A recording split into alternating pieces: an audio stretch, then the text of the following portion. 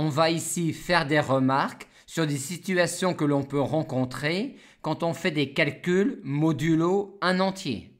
Peut-on, et si oui, comment, simplifier cette relation de congruence-là, vu que 4 divise 16 et que 4 divise 4?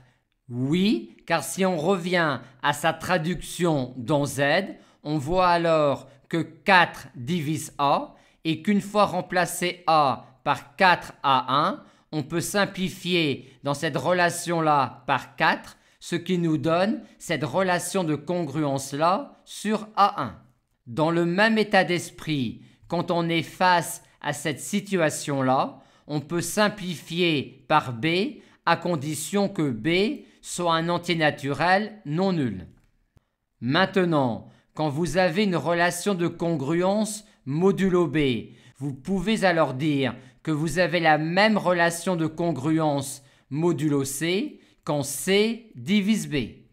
Vu que quand B divise quelqu'un et que C divise B, C divise également ce quelqu'un. Maintenant, est-il possible, et si oui, comment, de simplifier par B cette relation de congruence-là? Oui, mais deux situations se présentent. Si B est premier avec C, B est alors inversible modulo C et on peut alors simplifier par B modulo C.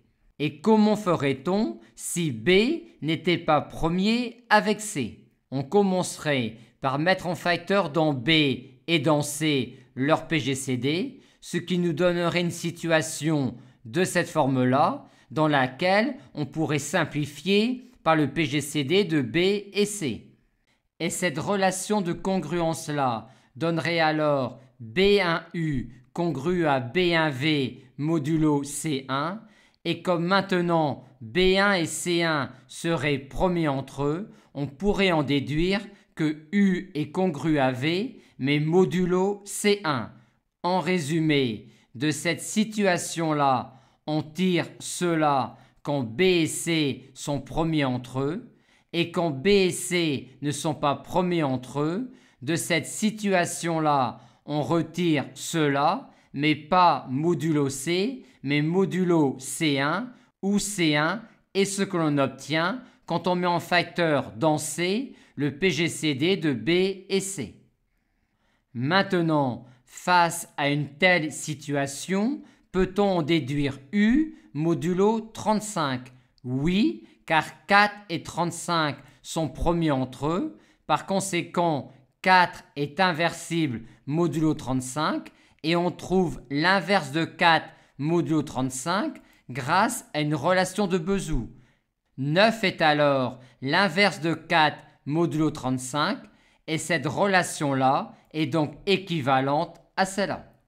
Quand on effectue des calculs de congruence, on n'oubliera pas non plus cette configuration-là, à savoir que quand B1, B2, B3 sont des entiers relatifs 2 à 2 premiers entre eux, montrer alors une égalité de congruence modulo B1, B2, B3 revient alors à la montrer modulo B1 et modulo B2 et modulo B3. Et inversement, si vous avez une même égalité de congruence modulo B1 et modulo B2 et modulo B3 et que B1, B2, B3 sont 2 à 2 premiers entre eux, vous pourrez alors dire que vous avez également cette égalité de congruence modulo B1, B2, B3. Quand B et C sont premiers entre eux, il existe des entiers naturels K non nuls, tels que B puissance K soit congru à 1 modulo C, et si on note E, le plus petit entier naturel non nul, tel que B puissance E soit congru à 1 modulo C, on a alors qu'une puissance kème de B est congrue à 1 modulo C si et seulement si K est un multiple de E qui est appelé l'ordre de B modulo C. Pour terminer, que peut-on dire de particulier quand on travaille modulo P où P est un nombre premier?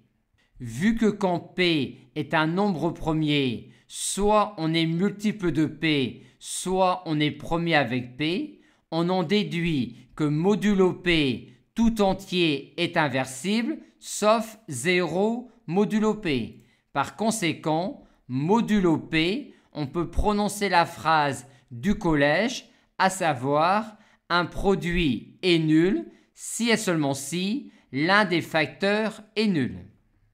Et modulo P, on a également le petit théorème de Fermat qui nous dit que modulo P, toute puissance P de A est congrue à A modulo P, ce qui nous donne quand A est inversible modulo P, ce qui revient à dire quand P est un nombre premier que P ne divise pas A, que la puissance P-1 de A est congrue à 1 modulo P. En d'autres termes, quand un entier relatif A est non congru à 0 modulo P, son ordre modulo P divise P-1.